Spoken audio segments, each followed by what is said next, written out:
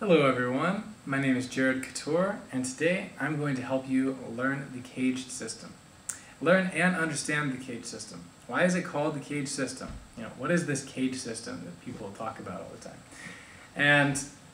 And I'm also going to be giving you a sheet. There's a link on the information right underneath this video. If you look at the info about it, I have a link attached to a sheet that I drew out with a bunch of graphs that has all the information you need to actually learn and memorize to be able to play this on your guitar.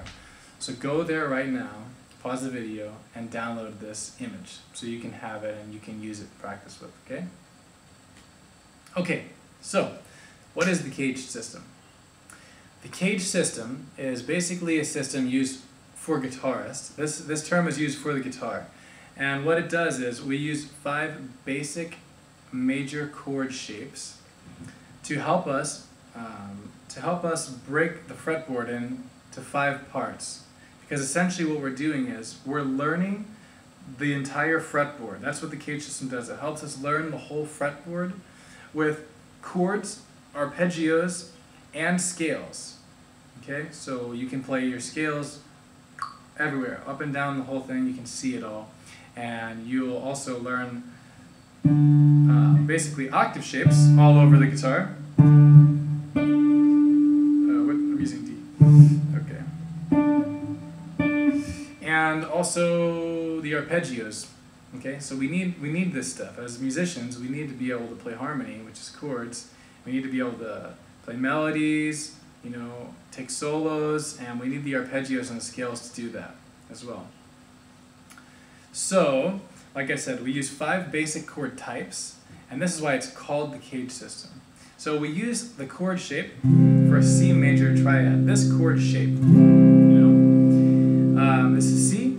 We use the A major chord shape, this old shape. We use the G major shape, this one. The E major, this guy, and the D. And that spells CAGED if we go in the right order.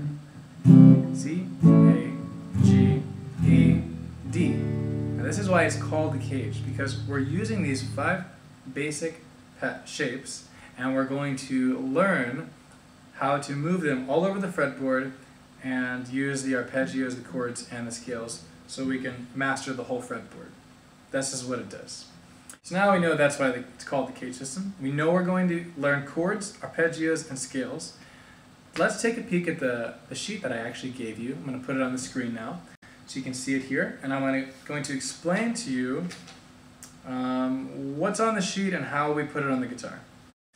So if you look, we have 3 rows and 5 columns. Now each column goes together. It's one unit. Each column needs to be learned and memorized 1 column at a time. You don't have to rush through this stuff to master all this or to learn it, but just make sure when you're dealing with this, you learn 1 whole column at a time. So, far left, what we have, if you see this, is actually the C-shaped chord. We're going off of the C shape. It goes in the right order, like I explained it, C, A, G, E, D. So we take that chord shape, and you play this anywhere. And so, if you look, I have a lot of different lines on here. Let me explain them. So, the circle. You see the circle around the number 4 and around the number 2. Anywhere you see a circle, it's just circled around the root that you're playing. Now, I'm playing the note D. Numbers. Inside the box, we have 4, 3, 1, 2, 1. What are those numbers? Those are the numbers of your left hand. Your pointer finger is number 1, middle finger is 2, ring finger is 3, pinky is 4. We're telling you which fingers to use and where to put them. And this is also basically a fretboard of the guitar. And the little circle, like at the very top, you see, I kind of drew, it looks like the nut of the guitar. So this is as if the guitar is basically standing straight up. So the far left is the low E string, the far right is the high E string. Just in case you're unaware of how to read these type of charts. Okay, the numbers underneath of the box itself, you can see there's a 1, 3, 5, 1, 3. these are the actual chord tones that you're playing, because these are triads that we're playing. This is a major triad. And every type of chord, major chord, minor chord, you have some type of 1/3, 1, 3, and 5. And this is the actual order of those tones that we're playing. 1, 3, 5, 1, 3. Put your hand in the place where these notes are, and it sounds like this. And you can see it. Check my hand out. Alright, so this is the beginning. We're now playing a D chord. Yay! Okay, next up on the list, we have the arpeggio. Now, there's a way I want you to play these arpeggios, the arpeggio and the scale. This is very important. So look at the arpeggio now. Boom, you see the arpeggio. So far left, second row, you see where the number 4 is circled.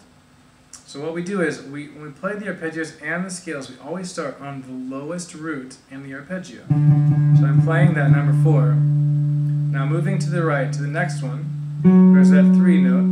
Moving to the right, the 1. Moving to the right, the 2, the root again, it's circled. Moving to the right, the 1. You play the lower note first, then the higher one, the 4. Now backwards. 4, 1, 2, 1, 3, 4, 4. We're going lower. 1, 4, 4. Back to the root. So what we do is, we play from the lowest root to the highest note in that position, all the way backwards to the lowest root in that position, back to the root. And that's how you play it.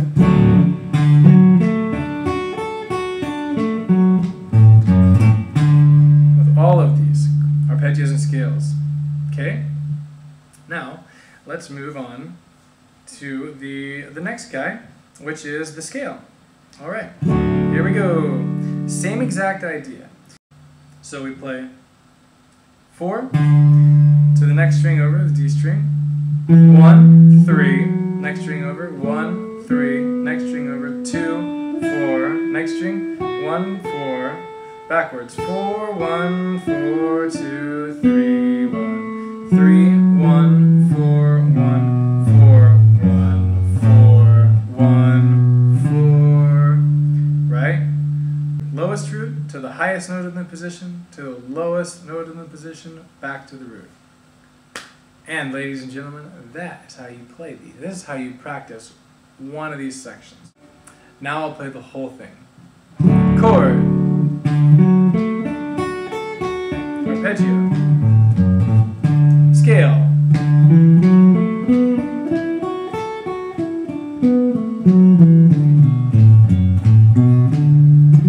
That was 1. Now we move to the second column. We pick up where we left off, basically. Now this one is the A shape. And we do the exact same thing with that. So we play the chord, we play the arpeggio, we play the scale. You know, we do the same thing with the next guy, and the next guy. And that is how we play these.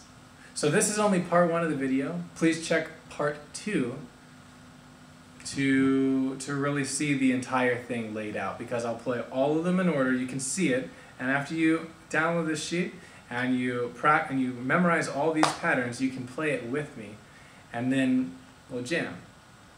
So thank you for watching. If you're interested about my music or getting in touch with me, I have a site on Facebook called Nutrition for the Musician, which is really cool, adding stuff like this into your musical diet.